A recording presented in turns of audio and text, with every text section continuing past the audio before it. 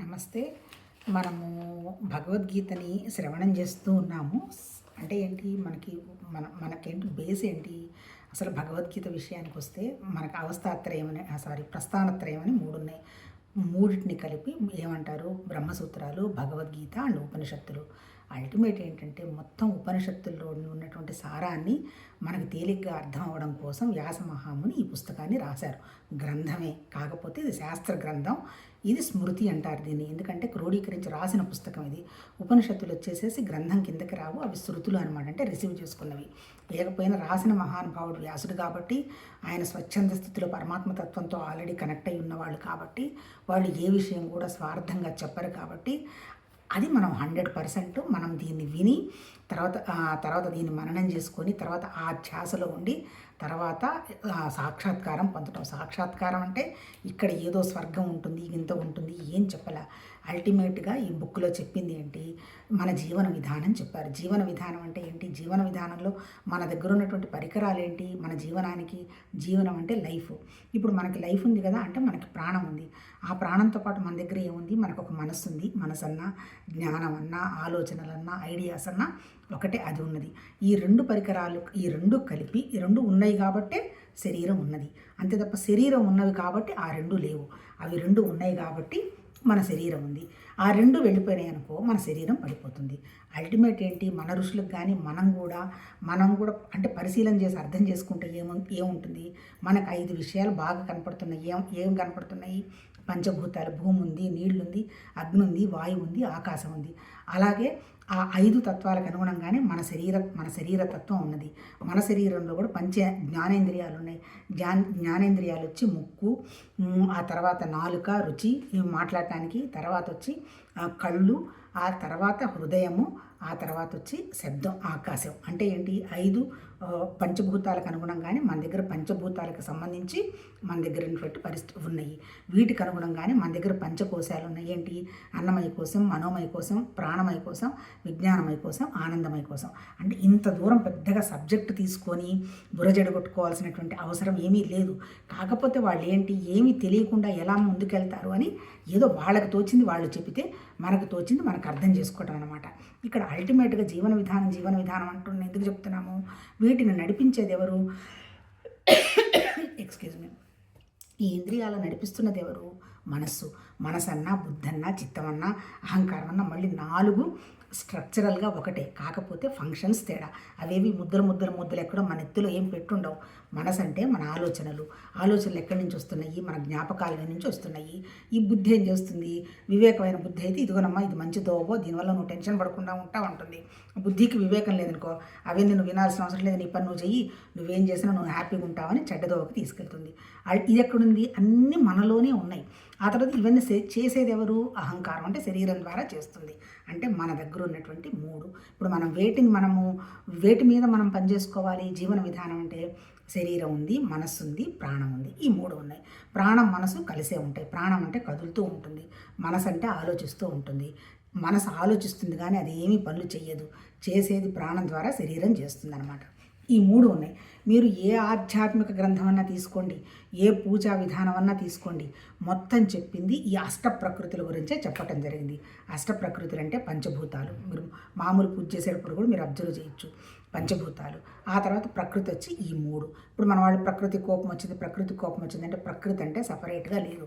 ఉన్న ఒకే పరమాత్మ తత్వ భావంలో నుంచి అది కూడా ఇలా ఉందని చెప్పిన వాళ్ళు లేరు. దానికి నామం లేదు, రూపం లేదు, తుది లేదు, మొదలు లేదు, కదలదు, మెదలదు. ఆ పరమాత్మ తత్వం యొక్క శక్తి ఉన్నది. ఆ శక్తే ఇటు ప్రపంచంగా కానీ జీవత్వం కానీ వ్యక్తమైంది. అంటే అన్మానిఫెస్ట్ నుంచి మేనిఫెస్ట్ వ్యక్తమైంది.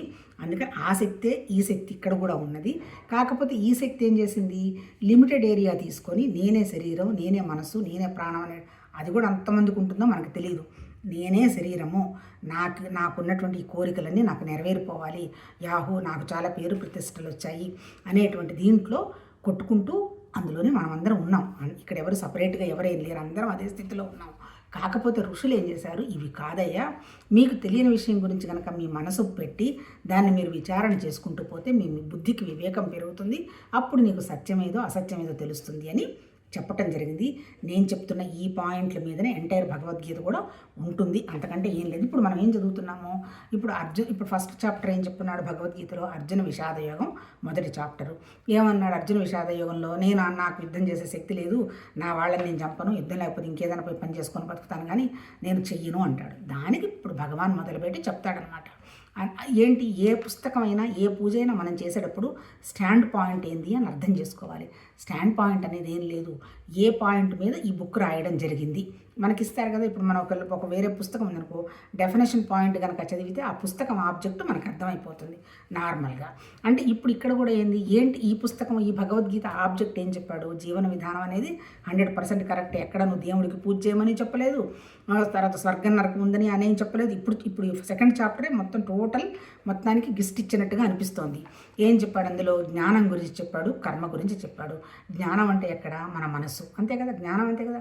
వీడు జ్ఞానం లేదంటే ఎక్కడ లేదు, ఏమన్నా దానికి ఏమైనా రూపం ఉందా, లేదు, ఒక ఆలోచనే జ్ఞానం అంటే జ్ఞానం గురించి చెప్పాడు. తర్వాత రెండోది కర్మ గురించి చెప్పాడు. జ్ఞానం గురించి ఏం చెప్తాడు, ఉన్నదంతా ఒకటే పరమాత్మ తత్వం, ఏమయ్యా సపరేట్ లేదు, అది అసత్తు సత్తు. సత్ అంటేనేమో ఉన్నది, అసత్ అంటేనేమో అది ఉండడం అనే విషయం తెలుస్తోంది. అంతేకాదు ఇప్పుడు నా శరీరం ఉంది, ఎవరు చెప్తున్నారు నువ్వు ఉన్నావా అమ్మా అని, నాకే తెలుస్తోంది. నేనేం చేస్తున్నాను నాకు ఎవరు చెప్తున్నారు, నాకు ఆకలి వేస్తుందని ఎవరు చెప్తున్నారు, నాకే తెలుస్తోంది. అందుకని ఆ ఉండడం అనేది పరమాత్మతత్వం, ఈ తెలియడం అనేదేమో నీ బుద్ధికి సంబంధించినటువంటి జ్ఞానం. అలాగే అసత్తు ఆ రకంగానే ఇదంతా నడుస్తున్నది. ఇది దేనికోసం నడుస్తున్నది, ఇచ్చ కోసం, క్రియ కోసం నడుస్తున్నది. కాబట్టి ఈ శరీరం ప్రాసెస్ ఉన్నది అనే దాని మీదనే చెప్పి, అందుకని నువ్వు చంపేవాళ్ళు చచ్చేవాళ్ళు ఎవరు లేరు ఇక్కడ. జ్ఞానం అనేది నిరాకారం. అట్లాగే నీ బుద్ధి, నీకు సంబంధించిన ఆలోచనలు కూడా నిరాకారమే. అంటే పరమాత్మతత్వం నిరాకారమే, నువ్వు తెలుసుకుంటున్నాను అనేది నిరాకారమే. కాబట్టి అది చచ్చిపోదు, చావదు. కాకపోతే పోయేది ఎవరు, నీ బుద్ధి తయారు చేసుకున్నటువంటి, నీ ప్రపంచ సృష్టి వరకు చేసుకున్నటువంటి నీ శరీరానికి ఏమైనా వస్తుంది తప్ప పరమాత్మతత్వానికి ఏం కాదు. నువ్వు చంపేవాడివి కాదు, ఏం కాదు, నీదంతా ఏమీ లేదు నాయన.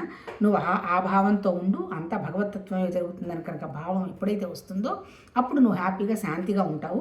ఎప్పుడు మనసు శాంతిగా నిశ్చలంగా ఉంటుందో మంచి పనులన్నీ మన ద్వారా జరుగుతుంటాయి అని చెప్తూ కర్మయోగంలో ఏం చెప్పాడు, నీకు ధర్మం ఉంది, నీ ధర్మాన్ని నువ్వు అతిక్రమించకూడదు, అంతే కదా. ఇప్పుడు నేను భార్యగా నాకు ధర్మం ఉంది, తల్లిగా ధర్మం ఉంది, కూతురిగా ధర్మం ఉంది. నీకు ఇచ్చిన ధర్మాలు నువ్వు ఎప్పుడైతే నువ్వు పద్ధతిగా చేస్తావో దానివల్ల నీకు వచ్చే లాభం ఏంది, నీ మనసు ప్రశాంతంగా ఉంటుంది. అంతే తప్ప పరధర్మం కోసం ఎక్కడో ఏదో వస్తుంది, లేదు ప్రపంచాన్నంతా నేనే ఉద్ధరించాలి, సొసైటీని మార్చాలి, ఇవన్నీ పోకు. ఎవరిని ఏం మార్చలేరు. నీకు ఇచ్చిన పనిని నువ్వు 100% అది దైవత్వ పూజలాగా చేసుకుంటూ పో. అప్పుడు నీకు ఫలము నష్టము ఏం అంటదు. కాకపోతే నీ వల్ల పని జరుగుతూ ఉంటుంది, నీ మనసు కూడా నిశ్చలంగా ఉంటుంది అని కర్మయోగం గురించి చెప్పి, తర్వాత ఇప్పుడు మనం చదువుకుంటుంది ఏంటి అడుగుతాడు. ఏంటి కృష్ణ, మరి ఇంత బాగానే ఉంది కానీ అసలు జ్ఞానం పొందినవాడు, నిశ్చలంగా ఉన్నవాడు, జ్ఞాని, వాళ్ళు ఎలా ఉంటారు, వాళ్ళ పరిస్థితి ఏంది అని అడుగుతాడనమాట. ఏమి లేదయ్యా, ఇక్కడ జ్ఞానం పొందిన వాడి పరిస్థితి అంటూ ఇక్కడ పెద్దగా ఏం లేదు. ఈయనేదో పెద్ద అనుష్ఠానాలు చేయాల్సిన అవసరం అనే ఏం లేదు. ఈయన జ్ఞానంగా ఉండడానికి కారణం ఏంటి, అన్ని పరిస్థితుల్లో సమస్థితిలో ఉండాలి, లాభ నష్టాలు అవన్నీ పట్టించుకోకుండా ఉంటాడు, నాకు ఇది కావాలి అది కావాలని కోరుకోకుండా ఉంటాడు.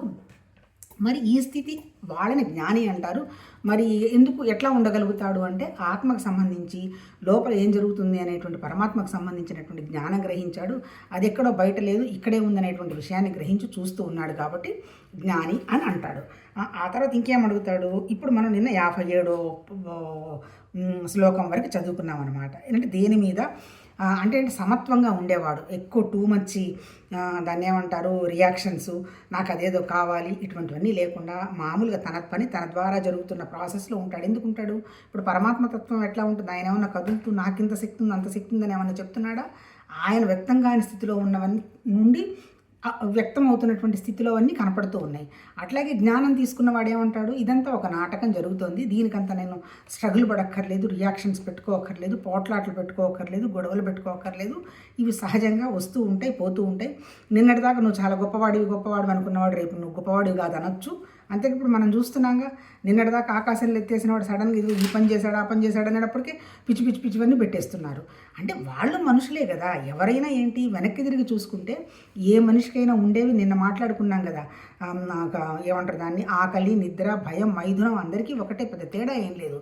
కాకపోతే ఏంటి ఇక్కడ జ్ఞానికి అజ్ఞానికి తేడా ఏంటి, ఇది ధర్మమా ఇది అధర్మమా అని ఆలోచిస్తాడు. నా వల్ల నాకు ఉపయోగమా పక్క వాళ్ళకు ఉపయోగం ఉందని ఆలోచించి నడుస్తూ ఉంటాడు. మరి దాన్ని ఎలా నడవగలుగుతాడు అని అడుగుతాడు. ఇప్పుడు 58లో ఏం చెప్తాడు, మరి ఎలా మనం అలా ఉండగలగాలి, ఎలా జ్ఞానం ఉండగలగాలి అనే దానికి ఏం చెప్తాడు అంటే, తాబేలు తన అంగాలను అన్ని వైపుల నుండి లోనికి ముడుచుకున్నట్లుగా ఇంద్రియాలను ఇంద్రియార్థముల విషయాల నుండి అన్ని విధములా ఉపసంహరించుకొనిన పురుషుని యొక్క బుద్ధి స్థిరంగా ఉన్నట్లు భావించవలను.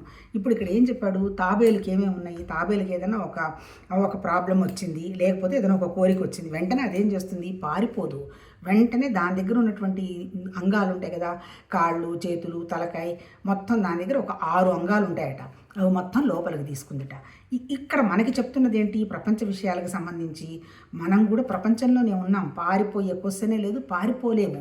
కాకపోతే మనం ఏం చేయాలి, మన దగ్గర ఉన్నటువంటి సెన్సెస్ ఉన్నాయి కదా, ఏమున్నాయి, ఇందాక మాట్లాడుకున్నాం కదా, పంచభూతాలు, ఆ తర్వాత పంచకోశాలు, తర్వాత జ్ఞానేంద్రియాల 5, కర్మేంద్రియాల 5, 10, లోపల మనల్ని నడిపిస్తున్నటువంటి మనస్సు, ఇవన్నీ ఉన్నాయి కదా. ఇప్పుడు మనం ఏం చేయాలి, మన ఈ ఇంద్రియాలను కూడా బ్యాలెన్స్ చేయాలి. ఇప్పుడు ఏదైనా కొట్లాట జరిగి నన్ను ఎవరైనా సపోజ్ తిడుతున్నారు, ఏదేమైనా పిచ్చి పిచ్చిగా చెప్తుంది, ఏదో పెద్ద తెలిసినట్టు ఏమీ తెలియలేదు అని, మామూలుగా అయితే ఏంది, వీళ్ళు ఎంతమంది విన్నారు చూసారు, అబ్బా భలే ఉందే, మెచ్చుకుంటున్నారే నన్ను, అలా అనుకున్నాను అనుకో, అప్పుడు నేను ఏ స్థితిలో ఉన్నట్టు అంటే నేను చాలా హీన స్థితిలో ఉన్నట్టు. మరి చెప్పుకోవడం ఎందుకు చేస్తుంది, జస్ట్ టైం పాస్ అంతే. నాకేం తోచదు, నా హ్యాండ్ రైటింగ్ బాగుండదు, నాకు బోలెట్ టైం ఉంది, నేనేం చేయాలి, అందుకని నాకు తోచింది, నాకు ఇష్టమైంది ఏమో కాబట్టి ఇది ద్వారా వస్తుంది. అంతవరకు నేను ఆగగలిగితే టెన్షన్ లేదు ఎంతమంది చూసారు, లైక్స్ ఉన్నాయా, డిస్లైక్స్ ఉన్నాయా, ఏంది గోలా అని అనుకున్నాం అనుకో, టెన్షన్ వస్తుంది. అప్పుడు ఏది నాకు నా దగ్గర ఉన్న పనిచేస్తున్న ఇంద్రియం ఏంది, నేను ఓపెన్ చేసి చూస్తే నా కళ్ళు చూస్తాయి, నేను చెవుల్లో ఎవరేం మాట్లాడారని చూస్తే నేను వింటాను, ఆ తర్వాత వాళ్ళందరూ తిట్టిందని నేను ఫీల్ అయినానా అంటే హృదయానికి వెళ్ళిపోతాను. ఇవన్నీ నాకు డిస్టర్బ్ అయినాయి అనుకో, అప్పుడు నేను ఏమవుతాను, రియాక్ట్ అయిపోతా. రియాక్ట్ అయ్యి ఏం చేస్తాను, నేను వాళ్ళని తిట్టడము ఏదోటి చేస్తాను. ఇప్పుడు ఇక్కడ చెప్పింది ఏంటి, ఇంద్రియాలు నా చేతుల్లో ఉన్నాయి, నేను టైంపాస్కి రాసాను, ఎవరేమనుకుంటే నాకెందుకు, నాదో టైంపాస్ ఓకే అని అనుకున్నామనుకో, అంటే కొంతవరకు మన ఇంద్రియాలు మన దగ్గర ఉన్నది. తర్వాత ఇంకా చెప్పాలంటే ముఖ్యమైనది ఏంటి, మన దగ్గర మన ఇబ్బంది పెట్టే ఒకే ఒక ఇంద్రియమే మనకి చాలా కష్టమైన ఇంద్రియం. అది ఏంటి, రెండోది స్వాధిష్టాన చక్రానికి సంబంధించింది మన నోరు. ఈ నోరుకి కర్మేంద్రియంగా పనిచేస్తుంది, జ్ఞానేంద్రియంగా పనిచేస్తుంది. కర్మేంద్రియంగా ఎట్లా తింటాము, రుచి. జ్ఞానేంద్రియం ఎట్లా, కర్మేంద్రియం వచ్చి మాట్లాడతాము, జ్ఞానేంద్రియం వచ్చి రుచి, అంతే కదా. ఇప్పుడు మన సమస్యల్లో ఏంది, మనకి ప్రాబ్లం వచ్చేంతవరకు ఇది నువ్వు తినకూడదమ్మా అన్నంతవరకు మనం ఆ తినడాన్ని ఆపము. ప్రాబ్లం వచ్చినప్పుడు చచ్చిపోతామేమో అన్నప్పుడు చచ్చినట్టు భయం కదా, అప్పుడు మనం మానేస్తాము. ఈ పరిస్థితులు ఏవి లేకుండానే మన ఇంద్రియాన్ని మనం ప్రపంచాన్ని అంతా చూస్తున్నాము, మన శరీరాన్ని మనం చూసుకుంటున్నాము. దాన్ని కంట్రోల్ చేయగలిగితే మాటల వల్ల మనకు రిలేషన్స్ అన్నీ పోతాయి, అంతే కదా. ఇప్పుడు ఏదో మన ఇంటికి ఒక అమ్మాయి వచ్చింది, మళ్ళాగే కదా మనం పాతకాలంలో 30 ఏళ్ల నాడు చూస్తే మనం ఎలా ఉన్నాం 40 ఏళ్ల నాడు, అలానే కదా వాళ్ళు కూడా. కాకపోతే పరిస్థితులన్నీ మారుతూ వస్తున్నాయి. అప్పుడు అర్ధరాత్రి పనిచేసిన వాళ్ళు లేరు, ఇప్పుడు అర్ధరాత్రి కూర్చొని పనిచేస్తున్నారు. చాలా టెన్షన్స్ ఉన్నాయి. మరి ఇప్పుడు నువ్వు ఎలా ఆలోచించాలి, వాళ్ళ గురించి ఆలోచించడం మానేసి వీళ్ళు ఏం లేదు, అది లేదు, ఇది లేదు అన్నట్టు మనం ఏదన్నా పక్క వాళ్ళతో ఎక్కడన్నా అన్నాం అనుకో, ఆ విషయాలు తెలియకుండా ఉంటాయా, తెలిసిపోతాయి. తెలిసిన తర్వాత మరి వాళ్ళకి ఎలా ఉంటుంది, కోపం వస్తుంది కదా. అంటే కారణం ఏమొచ్చింది, ఈ నాలుక అనేటువంటి ఇంద్రియాన్ని కంట్రోల్ చేయలేకపోవడం వల్ల రిలేషన్స్ పోయినాయి, ఆరోగ్యము పోయింది. అందుకని ఫస్ట్ మనం కంట్రోల్ చేయాల్సింది ఏంటి, మన నోరు, మాట కంట్రోల్ చేసుకోవాలి, ఇది కంట్రోల్ చేసుకోవాలి. చేసినప్పుడు ఏమవుతుంది అంటే ఏంటి, ఇప్పుడు ఇక్కడ చెప్పదలుచుకుంది ఏంది, ఆయన జ్ఞానస్థితిలో ఉన్నవాడికి తెలుసు, వాడు ఇంద్రియాలను కంట్రోల్ చేసుకుంటాడు. 5 ఇంద్రియాలని కంట్రోల్ చేస్తాడు. అప్పుడు ఎట్లా ఉంటాడు అనేటువంటి స్థితి చెప్తాడనమాట. అప్పుడు ఎట్లా ఉంటుంది అతని స్థితి, బుద్ధి స్థిరంగా ఉంటుంది. ఎందుకు స్థిరంగా ఉంటుంది, డిస్టర్బెన్స్ లేదు కదా. ఇప్పుడు మనకు మనశ్శాంతి లేదు అంటున్నాం, మనశ్శాంతి ఎందుకు లేదు, ఎక్కడ పట్టినా మనకి డిస్టర్బెన్సు, మన ఆరోగ్యంగా డిస్టర్బెన్సు, మాటలుగా డిస్టర్బెన్సు, ఎక్కడ పోయినా డిస్టర్బెన్స్. దానికి కారణం ఏంటి, ముఖ్యంగా అర్జునుడి విషాదయోగంలో మొదటికి వెళ్తే ఐడెంటిటీ కాస్త పక్కన పెట్టి నేనే పొరపాటు చేశాను కదా, పోనీలే ఇంకెప్పుడు మాట్లాడను అనేటువంటి విషయాన్ని మనం కంట్రోల్ చేసుకుంటూ అవతల వాళ్ళతో రిలేషన్స్ పెట్టుకుంటే మన పద్ధతిగా ఉంటుంది. ఇదంతా ఎవరి కోసం, వాళ్ళ కోసం కాదు. ఎప్పుడు మనం గుర్తుపెట్టుకోవాల్సింది, అన్నిటికంటే ముఖ్యం మన మనశ్శాంతి ఉంటేనే మనం ఏదన్నా చేస్తాం, మనశ్శాంతి ఉంటేనే సుఖంగా ఉంటాం, మనశ్శాంతి ఉంటేనే సంతోషంగా ఉంటాం. చాలామంది ఆ వస్తువులు ఈ వస్తువులు పెట్టుకుని ఏదేదో ఉన్నామంటారు, కానీ అన్నీ అబద్ధాలు. శాంతి లేని వాడికి సుఖం వచ్చే క్వశ్చనే లేదు. శాంతి రావాలంటే మన బుద్ధి మన చేతుల్లో ఉండాలి, అంటే ఇంద్రియాలు మన కంట్రోల్ పెట్టుకోగలగాలి, అప్పుడు మాత్రమే వస్తుంది. అది చెప్పాడు ఇక్కడ. తర్వాత ఇంకోటి ఏం చెప్తాడు 59లో, ఇంద్రియాల ద్వారా విషయాలను గ్రహించిన వారి నుండి ఇంద్రియార్థములు మాత్రం వైదొలుగును, కానీ వాటిపై ఆసక్తి మిగిలి ఉండును. చిత్తప్రజ్ఞునకు పరమాత్మ సాక్షాత్కారం వాని నుండి ఆసక్తి కూడా తొలగిపోవును. ఎట్లా ఇంద్రియాలు మనలో నుంచి వెళ్ళిపోతాయి అంటే చెప్పినంత తేలిక కాదు. అంటే మనం అందరికీ తెలుసు, సమస్య తెలియని వాడు లేడు. ఎలా వెళ్ళిపోతాయి అంటే మనం ఒక హయ్యెస్ట్ విషయాన్ని కనుక, ఇందాక మాట్లాడుకున్నాం కదా, మనం ఒక హయ్యెస్ట్ విషయాన్ని కనుక మన బుద్ధికి అంటించామంటే దాని మీదే మనసు పెట్టుకుంటూ ఉంటుంది. ఈ చిన్నగా ఉన్నవన్నీ పడిపోతాయి అంటాడు. దానికి ఒక స్టోరీ కూడా చెప్తారు. రామానుజాచార్యులు ఎవరు అనుకుంటే, పేరు నాకు సక్రమంగా ఐడియా లేదు. ఆయనకు విపరీతమైన ప్రేమ వస్తుంది ఒక అమ్మాయిని చూస్తే. ఎంత ప్రేమ అంటే గొడుగేసుకున్నప్పుడు కూడా ఆమెను ముందు చూసుకుంటూ వెనక్కి నడుచుకుంటూ వెళ్ళేవాడట. ఎట్లా వీడిని మార్చాలి అనే విషయం వచ్చినప్పుడు అప్పుడు అడుగుతట, నాయన ఇలా నువ్వు చేయడం కరెక్ట్ కాదు, ఈ వ్యామోహం కరెక్ట్ కాదు అంటాడట. దానికి అంటాడట, నాకు ఇంతకంటే అద్భుతమైనది ఏమన్నా చూపించు, అప్పుడు నేను నమ్ముతాను అంటాడట. ఓకే, చూపిస్తాము, సాయంత్రం అట్లా గుడి ప్రసాదాలు అయిన తర్వాత నువ్వు గుడికి రా అని చెప్పి అప్పుడు భగవంతుడి యొక్క ప్రాసెస్ని, వాళ్ళ శక్తి అనొచ్చు, లేకపోతే వాళ్ళ ఆలోచన అనొచ్చు, వాట్ ఎవర్ ఇట్ మేబీ, అది చూసి తన్మయత్వం చెందిపోతాట. అప్పుడు వెళ్ళిపోయింది. అంటే ఏంటి, అన్లెస్ అండ్ అంటిల్ పెద్ద విషయం పట్టుకోనంత వరకు చిన్న విషయం పోదు అని ఎవరు చెప్పారు? భగవద్గీతలో చెప్పారు. పెద్ద విషయం ఏంటి, మనకు తెలియని విషయం ఏంటి? భగవతత్వం గురించి ఇన్ని వేల సంవత్సరాల నుంచి పరిశోధన చేసిన ఇలా ఉంది అలా ఉందని చెప్పటల్లా. నీ మనసు దాటిన స్థితే అంటున్నారు. నీ మనసు దేని మీద పెట్టుకొని ఉంటే దాన్ని చూస్తూ ఉంటున్నాడు. మనసు హయ్యెస్ట్ చూస్తే హయ్యెస్ట్కి వెళ్తావు, లోయెస్ట్కి వెళ్తే లోయెస్ట్ చూస్తూ ఉంటాడు. అది ఈ ఉదాహరణ అనమాట. అంటే ఎప్పుడు నీకు అది మా బుద్ధి నీకు స్థిరంగా ఉండడం సాధ్యం అవుతుంది? ఊరికి నేను నోట్లో మాటలు చెప్పినంత వరకునో, భగవద్గీత చదివినంత వరకునో సాధ్యం కాదు. అది ఆచరణకు రావాలి. ఆచరణకు రావాలంటే మన ఇంద్రియాలు ఇంద్రియాలు నన్ను ఇబ్బంది పెడుతున్నాయి, ఎందుకు నేను టెన్షన్ పడుతున్నాను, ఇది అవసరమా అని ఒక్కొక్క దాంట్లో నుంచి తాబేలు లోపలికి విత్డ్రా చేసుకున్నట్టుగా లోపలికి తీసేసుకోవాలి. ఇవన్నీ ఎక్కడ తిరుగుతున్నాయి? మనకి బయటే తిరుగుతున్నాయి. మనకి గాసిప్స్ చాలా ఇష్టం, పిచ్చి చూడటం చాలా ఇష్టం, పిచ్చి విషయాలు మాట్లాడటం ఇష్టం. అంతే తప్ప భగవతత్వానికి సంబంధించిందో ఇది ఉందయ్యా, నువ్వు మార్చుకోవచ్చు అనేటువంటి విషయాన్ని ఎవరు అగ్రి అవ్వరు. ఎందుకు? చాలా కష్టం. మనం మార్చుకోవటం అంటే అంత తేలికైన విషయం కాదు. దానికి చాలా ఎబిలిటీ కావాలి. ఆ ఎబిలిటీ ఎప్పుడు వస్తుంది? నువ్వు ఒక హయ్యెస్ట్ విషయం మీద ఫోకస్ పెట్టినప్పుడు మాత్రమే వస్తుందని చెప్తున్నాడు. తర్వాత ఇంకోటి ఏం చెప్తాడు 60లో, ఓ అర్జున, ఇంద్రియాలు ప్రమథన శీలములు, మనుష్యుడు వాటిని నిగ్రహించుటకు ఎంతగా ప్రయత్నించను, ఆసక్తి తొలగిపోనంత వరకును అవి అతని మనస్సును ఇంద్రియాల వైపు బలవంతంగా లాక్కొని పోవచ్చునే ఉండును. అంటే ఏంటి? మనస్సుని, సెన్సెస్ని కంట్రోల్ చేయటము అంత తేలికైన పని కాదు. తర్వాత ఇక్కడ ఇంకోటి ఎట్లా దీన్ని అర్థం చేసుకోవాలి మనకి? ఇప్పుడు మనకి ఏదైనా ఒక హెల్త్ ప్రాబ్లం వచ్చింది, స్వీట్ తినకూడదు అన్నారు. తాత్కాలికంగా మానేస్తారు. మానేసిన ఎప్పుడో ఆ జీలు వస్తుంది కదా, లోపల కోరిక ఉందనుకో, దాన్ని ఆపుకోలేరు, అప్పుడు తినేస్తారు. ఇప్పుడు అలా కాకుండా అది నాకు అవసరం లేదు అనేటువంటి ఒక డిస్పాషన్ వచ్చిందనుకో, అప్పుడు కనుక మానేస్తే మొదటిది డిప్రెషన్. నన్ను స్వీట్స్ కూడా తినసావనేయట్లేదు, ఈ జబ్బు వచ్చింది ఆ జబ్బు వచ్చిందని ఏడుస్తుంటారు. అంటే అర్థం ఏంటి? లోపల ఇంకా తినాలనే కోరిక చావడల్లా. డిస్పాషన్ వచ్చేంటి ఏముంటుంది? తినగలిగిన స్థితిలో ఉంటాము, కానీ మనం తినం. ఎందుకు? దానివల్ల వచ్చే లాభం లేదు కదా. కార్బోహైడ్రేట్స్ ఎందుకు తినాలి మనం? ఏముందా, లావు అవడం తప్ప ఇంకోటి లేదు. దానివల్ల ఏం ఉపయోగం లేదు, స్వీట్ వల్ల లేదు. దాని పక్కన ఏదైనా ఫ్రూట్స్ ప్రోటీన్ ఏదైనా నట్సో పుట్సో ఉన్నాయనుకో, అవి 4 నోట్లో వేసుకోవాలొచ్చు. అంటే ఏంది? ది వాల్యూ ఆఫ్ నట్స్, వాటి సంగతి తెలియాలి. ఇవి పనికిరావు అనేటువంటి విషయం తెలియాలి. ఎప్పుడైతే నీకు పనికిరావు అనేటువంటి విషయం ఒక భావనకు వస్తుందో ఆటోమేటిక్గా వదిలేస్తావు. అంటే ఏంటి? ఇంద్రియాలు కంట్రోల్ చేసుకోవడం తేలికని భగవతత్వంలో కూడా చెప్పటల్లా, చాలా కష్టం. కాకపోతే ఏం చేయాలి? ప్రయత్నపూర్వకంగా మనం తీసేసుకుంటే ఇక దాని మీద వ్యామోహం పోతుంది అంటాడు. అంటే ఏంటి? బలవంతంగా ఏం చేసినా పోవు. అంటే మనం జ్ఞానంతోనే పోగొట్టుకోవాలన్నమాట. అంటే ఏంటి? ఏదో ధ్యానంలో కూర్చోమన్నారు కదా అని కళ్ళు మూసుకుని ధ్యానం అని కూర్చుంటే ఏం మనసు నిలబడదు. ఎందుకు నేను ధ్యానం చేస్తున్నాను? నా మనసు నిశ్చలంగా ఉండాలి, నాకు సత్యం తెలియాలి అనేటువంటి విషయం నువ్వు కూర్చున్నప్పుడు, నీ ఇంద్రియాలు నీ చేతిలో ఉన్నప్పుడు, అప్పుడు నువ్వు ధ్యానంలో కూర్చుంటావు. ఇప్పుడు కూర్చున్నప్పటి నుంచి అటుపోదామా ఇటుపోదామా, ఏం చేద్దామా, వాడు డబ్బులు ఇచ్చాడా వీడు డబ్బులు ఇచ్చారా అని ఈ టెన్షన్స్ ఉందనుకో, ఎలా కూర్చోగలుగుతావు? అంటే ఏంటి? హయ్యెస్ట్ గోల్ మీద పెట్టుకొని వీటిని చిన్నగా వదిలించుకోవాలి. ఇంద్రియాల నీ పట్టుకున్నప్పుడు మాత్రమే నీ బుద్ధి స్థిరంగా ఉంటుంది అని చెప్తాడు 60లో. తర్వాత ఇంకోటి ఏంటి 61 ఏం చెప్తాడు? కనుక సాధకుడు ఆ ఇంద్రియాలన్నింటినీ వశమనందించుకొని సమాచత చిత్తుడై మత్పరాయణుడై ధ్యానం నందు కూర్చోవడం వలన ఏలనన ఇంద్రియాలను వశమనందించుకుని వాని బుద్ధి స్థిరంగా మందును అంతే. అంటే ఏంటి, మన కోరికలన్నీ తగ్గి ఏ కోరిక అంటే కోరికలు పోంగొట్టుకోమని వీళ్ళేం చెప్పటల్లా పాపం. ఆ కోరికలకు బానిసలు కావద్దంటున్నాడు. ఇప్పుడు ఆకలేసింది, సహజం అన్నం తినడం తప్పులేదు.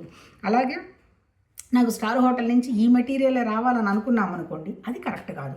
బోలే డబ్బులు ఉన్నాయి ఉండొచ్చు, కానీ దానివల్ల ఏంటి, వాడెవరో అక్కడ తయారు చేసిన దాంట్లో ఏం పదార్థాలు వాడాడో మనకేం తెలుసు. అక్కడి నుంచి వచ్చినా కానీ అది నాకు అవసరమా, ఏదో ఉన్నదాంతోనే ఇది ఆరోగ్యంగా ఉంది కదా అనే విషయంగా తప్పులేదు. అంటే ఏంటి, ఆ కోరికకు బానిస అవ్వడం తప్పు. మనకు భగవంతుడి దేవాలు అన్నీ ఇచ్చావు, అనుభవానికి అన్నీ ఉన్నాయి, హాయిగా ప్రతిదీ అనుభవించడం ఏం తప్పులేదు. మన ఋషులు కూడా సన్యాసాశ్రమంలో లేరు, వాళ్ళు కూడా హ్యాపీగానే ఉన్నారు. కాకపోతే ఏంటంటే ఆ బానిసత్వం కనుక ఉంటే బుద్ధి పనిచేయదు అంటాడు. ఆ తర్వాత ఇంకోటి ఏం చెప్తాడు 62లో, విషయ చింతన చేయు పురుషునకు ఆ విషయములను ఆసక్తి ఏర్పడును, ఆ ఆసక్తి వలన విషయములను పొందుటకై కోరికలు కలుగును, ఆ కోరికలు తీరనప్పుడు క్రోధం ఏర్పడు. ఇది చాలామందికి అందరికీ తెలుసు. ఈ పద్యం కూడా ధ్యాయతో విషయాన్ పుంస సంగస్తే జాయతే, అది మనం చాలాసార్లు భగవద్గీతలో ఘంటసాల దాంట్లో కూడా వినుంటాం. అన్నిటికీ మూలం ఏంటి, మనం ఒక కోరిక పెట్టుకుంటాం, ఒక కోరిక తప్పు లేదు, ఒక కోరిక ఉన్నది. ఆ కోరికను ఏం చేస్తాము, మర్చిపోము. ఆ కోరికను గురించి 24 గంటలు ఆలోచన చేస్తాము. చేసిన తర్వాత దానికి అటాచ్మెంట్ అయిపోతుంది అనమాట. అతుక్కొని పోయిన తర్వాత ఏమవుతుంది, పొరపాటున భగవంతుడి వల్ల ఆ కోరిక నెరవేరింది, ఇంకా ఆశ, మళ్ళీ ఇంకా కావాలని మళ్ళీ ఇంకా వెళ్ళిపోతాం. సరే, ఆ కోరిక నెరవేరినప్పుడు ఏమొస్తుంది, విపరీతమైన కోపం వస్తుంది. ఆ కోరిక నెరవేరకుండా ఉండడానికి ఎవరు ఆటంకపరుస్తారో వాళ్ళ మీదకి వెళతాం. అంటే ఏంటి, క్రోధం వస్తుందన్నమాట. ఈ భగవద్గీతలో కూడా మహానుభావుడు అదే చెప్పాడు.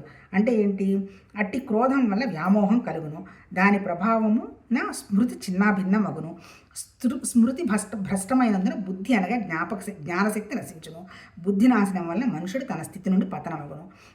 అది 63. 64 అని చెప్తున్నాడు, అంతఃకరణమును వశమునందు ఉంచుకున్న సాధకుడు రాగద్వేష రహితుడై ఇంద్రియముల ద్వారా విషయములను గ్రహించుతుందును మనశ్శాంతి పొందును. ఇప్పుడు ఏం చెప్తున్నాడు ఇక్కడ, ఎప్పుడైతే నీకు ఆ కోరిక తీవ్రంగా ఉందో, తీరితేనేమో ఆశ, తీరకపోతేనేమో క్రోధం వస్తుంది. క్రోధం వచ్చిన వాడికి ఏమొస్తుంది, మనిషికి యానిమల్కి ఉన్నటువంటి స్థితి దాటిపోతాడు. అంతే కదా, కోరిక నెరవేరకపోతే ఏమొస్తుంది, మనం చాలా చోట్ల అబ్జర్వ్ చేస్తుంటాం కదా, ఊరికనే కొట్లాడుకుంటుంటారు, ఎందుకంత చిన్న విషయానికి వీళ్ళు పోట్లాడుకుంటారా అని అనిపిస్తూ ఉంటుంది. అంటే ఏంటి, అంత చిన్న కోరిక మీద కూడా స్ట్రగుల్ ఎక్కువైపోతూ ఉంటుందన్నమాట. ఎప్పుడైతే దాంతో ఏమవుతుంది, బుద్ధి ఎక్కడ స్థిరంగా ఉంటుంది, ఉండదు. ఉండకపోగా ఇంకా పతనావస్థకు వెళ్ళిపోతూ ఉంటారనమాట. అందుకని ఎప్పుడైతే నీకు ఇంద్రియ నిగ్రహం ఉంటుందో, ఇది నాకు అవసరమా, ఇది అవసరం కాదా, ఏదో చిన్నప్పుడో తెలుసో తెలియదో, ఓకే, ఇప్పుడు మనకి జ్ఞానం వచ్చింది కదా, మనం కంట్రోల్ చేసుకోకపోతే ఎట్లా, మన బుద్ధిని స్థిరంగా ఉంచుకోకపోతే ముందుకు ఎలా వెళ్తాము. తర్వాత మన చుట్టుపక్కల మన పిల్లలు వీళ్ళందరూ మన్ని చూసే కదా అన్నీ నేర్చుకోవాలి. ఎవరికి ఏం చెప్పినా ఎవరు నేర్చుకోరు, ఎలా ఉండాలి అని మనల్ని చూసి వాళ్ళు నేర్చుకుంటారు. ఇది వాళ్ళేదో నేర్చుకుంటారు, ఈ సోదంతా తీసి పక్కన పెట్టినా మన బుద్ధి మన చేతిలో ఉన్నప్పుడు మనకి విపరీతమైన ప్రశాంతత స్థితి వస్తుందన్నమాట. అదే ఎవరైతే అంతఃకరణాన్ని వశపరుచుకున్న సాధకుడు, రాగద్వేషాలు ఉండవు కదా, ఆ తర్వాత ఇంద్రియాల ద్వారా విషయం గ్రహిస్తున్నా కానీ టెన్షన్ పడడు అంటాడు. అంటే ఏంటి, ఇప్పుడు మనం ప్రపంచంలో ఉన్నాము, మన ఎదురుగా కొన్ని తీసుకొచ్చి పెట్టున్నారు, మనం కొన్ని తినాలి, మనకి కంట్రోల్ ఉంది, ఏది తినచ్చు అనేటువంటి అవగాహన ఉంది. ఎప్పుడు మన బుద్ధికి డిస్క్రిమినేటరీ పవర్ ఉంది కాబట్టి అప్పుడు మనం కంట్రోల్ చేసుకుంటాము. ఎక్కడున్నా, ఏ ఊర్లో ఉన్నా, ఏ ఇంట్లో ఉన్నా, ఏ కాలంలో ఉన్నా మనం కంట్రోల్ చేసుకొని మనం పద్ధతిగా మన బుద్ధి మీద మనం పనిచేసుకుని మన మనసుని మనం నిగ్రహించుకోగలిగిన వాడికి ఎక్కడున్నా ఒకటే. అంటే ఎంతమంది ప్రపంచంలో ఉన్న ఏ విషయానికి కూడా రియాక్ట్ అవ్వడు అంటాడనమాట. అంటే అల్టిమేట్ ఏంది, మనం ఇక్కడ పరిశీలించుకోవాల్సింది ఏంది, నేను రియాక్ట్ అవుతున్నానా, రెస్పాండ్ అవుతున్నానా. రియాక్ట్ అవుతామో, మనం అనుకున్నట్టుగా అవతలవాడు పని చేయలేదు, లేదు మనం ఎక్స్పెక్టేషన్ చేసింది వాడు ఇవ్వలేదు, అప్పుడు మనకి కోపం వస్తుంది. అప్పుడు మనకి ఇంద్రియాల మీద నిగ్రహం, తర్వాత మన బుద్ధికి వివేకం ఉందనుకో, అసలు ఎందుకు ఇవ్వాలి, ఒకవేళ ఇవ్వలేదు లేదా రేపిస్తాడు, పోనీ నా మనశ్శాంతి ముఖ్యమా, నాకు ఈ వస్తువులు ముఖ్యమా, ఈ మనుషులు ముఖ్యమా, అన్నిటికంటే ముఖ్యమైనది ఏంటి, నాకు మనశ్శాంతి ఎట్లా వస్తుంది, నా బుద్ధి నిశ్చలంగా ఉంటేనే వస్తుంది అనేటువంటి విషయాన్ని తిరుగుతాడు. తర్వాత ఇంకోటి, దానివల్ల నీకేం వస్తుంది, ఇక్కడ చెప్తున్నాడు 65లో, మన ప్రసన్నతను పొందిన వెంటనే అతని దుఃఖములన్నీ నశించును, ప్రసన్న చిత్తుడైనటువంటి కర్మయోగి యొక్క బుద్ధి అన్ని విషయాల నుండి వైదొలిగి పరమాత్మ యందు మాత్రమే స్థిరంగా ఉండును. అంతేకాదు, ఎప్పుడైతే ఇంద్రియాలన్నీ కంట్రోల్ పెట్టుకుంటాడో, మనసుని కంట్రోల్ పెట్టుకుంటాడో, బుద్ధికి వివేకం వచ్చిందో, అల్టిమేట్ ఏమొస్తుంది, ఇక్కడ ఈ మహానుభావుడు కూడా ఈ భగవద్గీతలో కూడా నీకు స్వర్గం వస్తుంది, అక్కడ పోయి స్వర్గ సుఖాలు అనుభవిస్తారని ఆయన చెప్పటల్లా, విపరీతమైన మనశ్శాంతి వస్తుంది అంటాడు. పరమశాంతి వస్తుంది. ఎందుకు వస్తుంది? ఏ వస్తువు ఉన్నా నీకు టెన్షన్ లేదు, ఏ మనిషి ఉన్నా నీకు టెన్షన్ లేదు. నీలో నువ్వు ఉండడం అనేటువంటి విషయాన్ని నువ్వు గ్రహించావు. నీలో నువ్వు ఉండడం అంటే ఏంటి? నువ్వే భగవతత్వం అనేగా అల్టిమేట్ చెప్పబోయేది. శ్రవణం, మననం, నిధిధ్యాస, సాక్షాత్కారం. ఏం చెప్తాడు సాక్షాత్కారం అంటే? అంతా నా విభూదే అర్జున అని చెప్తాడు లాస్ట్ చెప్పబోయేది. అంటే ఆయనకి మనకి ఏం తేడా లేదనే విషయం చెప్తాడు. ఈ మాకు పరమాత్మతత్వకి తేడా లేదనే విషయాన్ని మనం ఎలా గ్రహిస్తాము? మనం నిగ్రహించుకొని మనం ఆ భగవతత్వం మీద మనసు పెట్టినప్పుడు మాత్రమే సాధ్యమవుతుంది. ఆ పెట్టడం ఎట్లా పెట్టాలి? ఏదో ఒక 5 నిమిషాలు పూజ చేసి అలా కాదు. ఎప్పుడు వింటావు, విన్నది ఎప్పుడు మననం చేసుకొని ఆ స్థితిలో ఉంటావు. దాన్ని నిధిధ్యాస అంటాడు. నిధిధ్యాసలో ఎప్పుడైతే ఉంటావో అప్పుడు విషయం ఏంది అనేది నీకే అర్థమైపోతుంది అని ఇప్పటివరకు చెప్పాడు. ఇది 65. 66 ఏం చెప్తారో రేపు చూస్తాము. ఇంతకీ ఏం లేదు, అల్టిమేట్గా ఏం చెప్పినా మన దగ్గర ఉన్నటువంటి పరికరాలు, మన జ్ఞానం ఉంది, మన ప్రాణం ఉంది. ఈ ప్రాణశక్తి పెరగాలి అంటే మన జ్ఞానం సక్రమంగా ఉండాలి. అంటే ఏంటి? మన మనసు కనుక టెన్షన్ లేకుండా ఉంది అంటే మన ప్రాణం చాలా ఎనర్జెటికల్గా ఉంటుంది. మన ప్రాణము మనసు కలిపి పనిచేస్తున్నాయి అనుకో, మన నోట్లో నుంచి వచ్చే మాట కానీ మనం చేసే చేత కానీ అన్నీ కూడా పరమాత్మతత్వ భావనలో మేనిఫెస్ట్ అవ్వడం జరుగుతూ ఉంటుంది. ఎట్లా? శరీరం ద్వారా. పరికరం ఏంటి? శరీరమే కదా. మళ్ళీ దీన్ని ఉపయోగించుకొని అంటే శరీరం ద్వారానే మళ్ళీ ఏమన్నా జరుగుతుంది. అంటే ఈ 3 కలిపి చెయ్యాలి అంటే లోపల ఉన్నటువంటి మన మానసిక మన మనసులో ఉండేటువంటి మంచి భావాలు అవన్నీ వస్తున్నప్పుడు మంచిగా నోట్లో నుంచి మాటలు వస్తాయి, మంచి పనులు జరుగుతూ ఉంటాయి. అట్లా ఎప్పుడైతే అటువంటి స్థితి ఉంటుందో అప్పుడేమవుతుంది? మనకంటూ మన ఇంద్రియాలని మన కంట్రోల్ ఉన్నప్పుడు ఏది అవసరం, ఏది అవగాహన అనేటువంటి విషయం మనకే తెలుస్తుంది. మన మనసు పరమశాంతిగా ఉంటుంది. అది ఒకదాంతో ఒకళ్ళకి పోల్చేది కాదు. ఎవరికి వాళ్ళు కోసమే గ్రహించుకోవాలి. అంతే కదా. పక్క వాళ్ళు చూసి అంటుంటారు, ఏంది వీళ్ళకి అన్నీ ఉన్నాయి కదా, హ్యాపీగా అట్ట వెళ్ళొచ్చు కదా, ఇటు వెళ్ళొచ్చు కదా, అది కొనుక్కోవచ్చు కదా అంటుంటారు. అవి లేకపోయినా నేను హ్యాపీగా ఉన్నానయ్యా బాబు అని చెప్పినా ఎవరు నమ్మరు. ఎందుకంటే ఎవరికి తెలియదు. అంటే ఒక వస్తువుతోనో ఒక మనిషితోనో సంతోషం వస్తుందనేటువంటి స్థితిలో ఉన్న వాళ్ళకి ఈ రెండిటితో సంబంధం లేని ఆనంద స్థితి ఒకటి ఉందయ్యా. ఇదంతా జస్ట్ తాత్కాలికమేను. కాసేపు సుఖం అనుకుంటావు, కాసేపు మళ్ళీ ఎవరైనా తిడితే బాధపడుతూ ఉంటావు. దాని స్థితి పరమాత్మతత్వ స్థితి ఉంది. అది నువ్వేను, నీ దగ్గరే ఉంది. కాబట్టి చిన్న చిన్న విషయాలని వదిలించుకోవాలంటే నీ ఇంద్రియాలు, నీ మనసు, బుద్ధి ఇవన్నీ కూడా నీ చేతుల్లో పెట్టుకొని ఈ ప్రకృతి గుణాలని దాటావంటే నువ్వు ఆ సమత్వ స్థితిలో స్థితిలో ఉంటావు అనేటువంటి విషయం తెలుస్తుంది అని ఇవాళ చెప్పాడు. రేపు కంటిన్యూస్ చేస్తారు మళ్ళీ ఇదే టాపిక్కి. నమస్తే.